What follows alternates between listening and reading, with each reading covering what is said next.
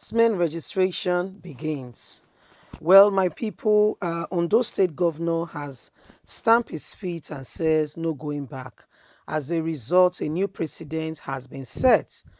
Don't forget that Akeredolu is not just a governor, he is a renowned known lawyer, a son, that is a senior advocate of Nigeria, as well as a former president of the NBA, Nigerian Bar Association. So if there is one person who will know what the law of the land entails with regards to Nigerian constitution, we want to believe Akeredolu is one of such persons. And governors of the Southwest some time ago came up with a security outfit called Amotekun, which the federal government at the time kicked against when they saw the spark of insecurity ravaging into the South.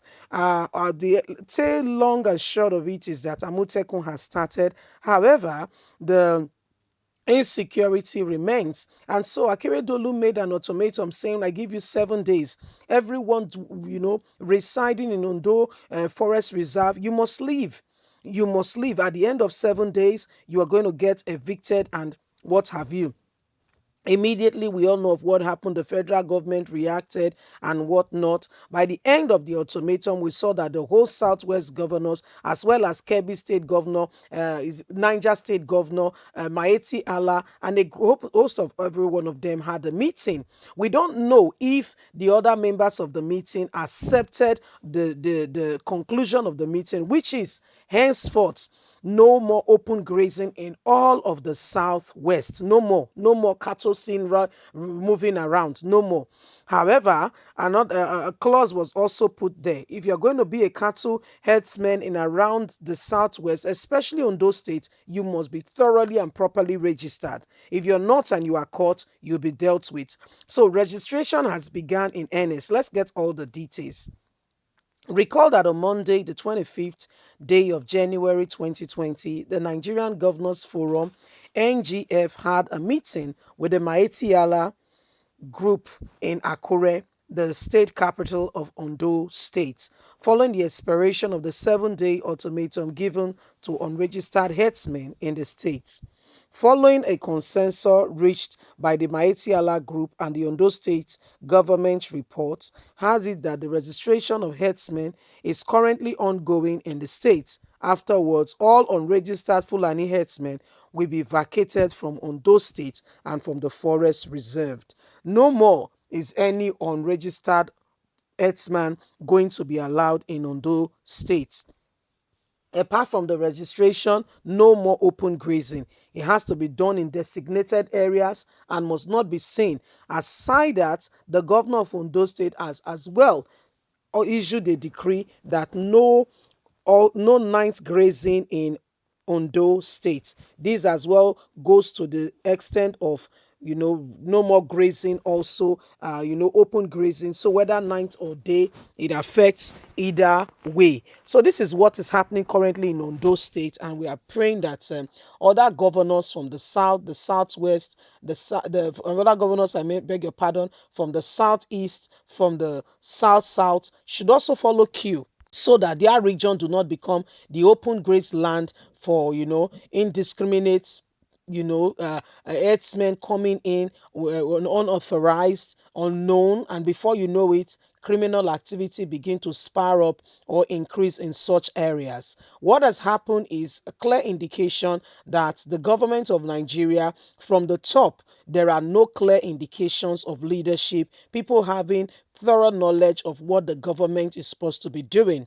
It's a clear indication that some persons would rather condone criminal elements, shield them under, and pretend like all is well because they are from the same ethnic group, religion, and what have you. This has nothing to do with leadership. For true leadership is supposed to be selfless, nothing that has to do with whether you are from my tribe, from I'm from your tribe, or we are from the same religion, whether our personal sentiment has to be pushed aside. For when you went around the country soliciting for votes, you did not tell them that you are a government for particular set. If you did, I can assure you 300% no well-meaning Nigeria will come behind you and vote for you. As a matter of fact, we saw Buhari in 2015 when Asiwaju Bola Tinubu got a consultant to get him to be accepted by all Nigerians. One of the formulas that was used was to see Buhari in different ethnic attires. So, what does that mean? It brings about a sense of belonging. Just like, for instance, you travel outside the shores of this country and people you see, foreigners and what have you. As soon as you set your eyes on a particular black person or somebody speaking from your tribe, there is this sense of attachment that just comes, it just flows all over you, and you want to associate. Even if the person is making a phone conversation, you want to wait and just say hello, just to that's stinge of association that brings us together, that binds us, that brings about us saying, yes, this is I have something to do with this and what have you. That sense of belonging. Nobody wants to be put down. Nobody wants to be tear apart. And, everybody should have opportunity to be able to live in a peaceful, quiet, well governed environment. But these said values are undermined, then the government of the day needs to put laws and process in place. But when the government like the one we have today currently is the one fueling this disunity, in the sense that they are putting to all that they are a government of a set, then you can see the effect of what is going on in our country today. And that's why Nigerians, we must be very vigilant and very cautious and very wise in our choice going forward. We cannot just pick any Tom, Dick, and Harry. If really our vote really counts, then we have made a poor choice by the people who are governing us today. If really our votes count. Other than that, we know what it is that INEC announces whom is like the best bid, or whoever their principal has said. So that's why we all need to stick up together. And once upon a time, change is coming. Oh, yes, it is coming. Is it slow? Yes. Does it look unreal? Yes. Does it look like it will never happen? Yes. But guess what? It's eventually going to happen. It's all in a process of time.